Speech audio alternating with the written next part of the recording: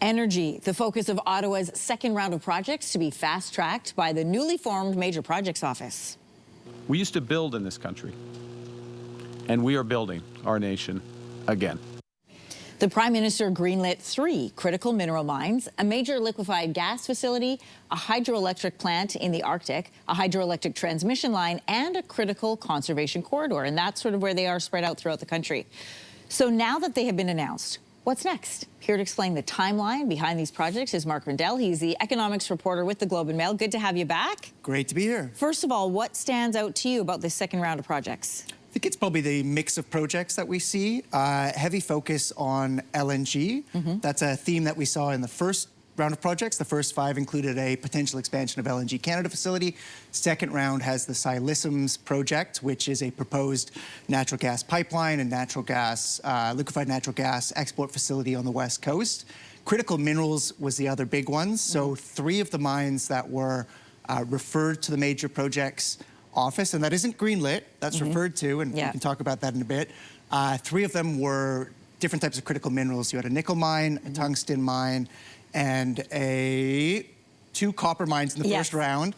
Nickel, tungsten, and graphite was the other one. So heavy focus on critical minerals, heavy focus on LNG, and that's kind of what we've seen around the 2 rounds of referrals to the Major Projects Office. And really quickly, is this part of the Made in Canada, Sell to Canada solution, or is this the Made in Canada, Sell to other markets? It's a combination. Certainly on the LNG stuff. I mean, LNG is all about exporting. The whole point of liquefying the natural gas is so you can put it on ships and ship it over to markets in Asia. So when you're talking about the big Kitimat facility, LNG Canada, which was on the first round, or the Siliciums project, the vision there is taking liquefied natural gas from kind of northeastern BC, taking it across the province, getting it on ships, liquefying it, getting it off to Asia. The critical minerals side of things is slightly more complex. About 2 weeks ago, the government announced essentially a stockpiling and offtake agreement, which is an attempt by the government and other partners to try to basically create markets for critical minerals. The idea is by promising to buy and stockpile certain critical minerals that are coming out of these mines, you set a price floor which allows these mines to kind of go out and finance and move forward.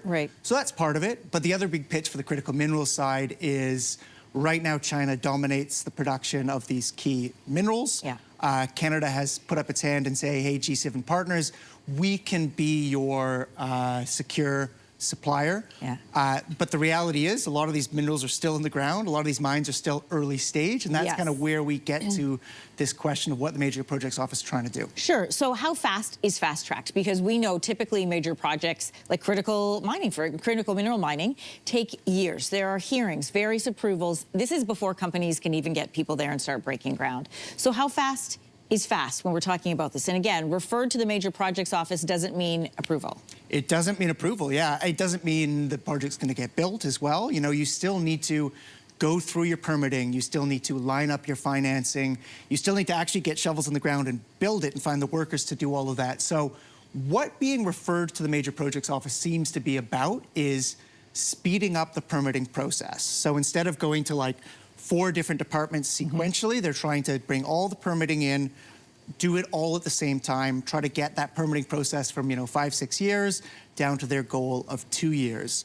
There's also a financing part of this, and this is actually new, and this was in the budget, is they've given the Major Projects Office a mandate to coordinate public and private sector financing. So the government's got all of these crown corps that potentially can put money into projects, the Canada Infrastructure Bank, Canada Growth Fund. So one of the things that the Major Projects Office is being tasked with doing is not just fast-tracking permitting, but also bringing together these various pots of public money and trying to go out and raise private financing to get these projects off the ground. So the idea, typically it can take 5, 6, 7, 10 years to get one of these mines, often more than that, or one of these big pipeline projects off the ground. They're talking about 2 years to permit, but then you throw in the financing side. You also got to make sure you're selling to real markets, right? Like it's not, you can't just build a mine and assume you're going to have buyers. Exactly. Likewise for LNG. Like we're talking about global markets. We're talking about competitive other countries around the world also pursuing LNG opportunities, critical minerals opportunities. So It's about trying to speed up this very slow, famously slow process of working across different departments in permitting, working with provinces, working with First Nations is a huge part of what the major projects this was one office of the is trying to do. criticisms, right, of the bill, is that they were worried about consultation would not be a fulsome process. Absolutely, and there is, you look at the Silissums project, which is backed by the Nishka Band out in BC, but there's also opposition from other bands along the West Coast to building this natural gas pipeline. So we might remember the Coastal GasLink pipeline that ended up, feeding into the LNG Canada facility. That took a long time to make. It had a lot of First Nations opposition to it. So some of these projects, there is criticism from whether it's environmental activists, whether it is some First Nations are saying we don't want to be run roughshod over by this process.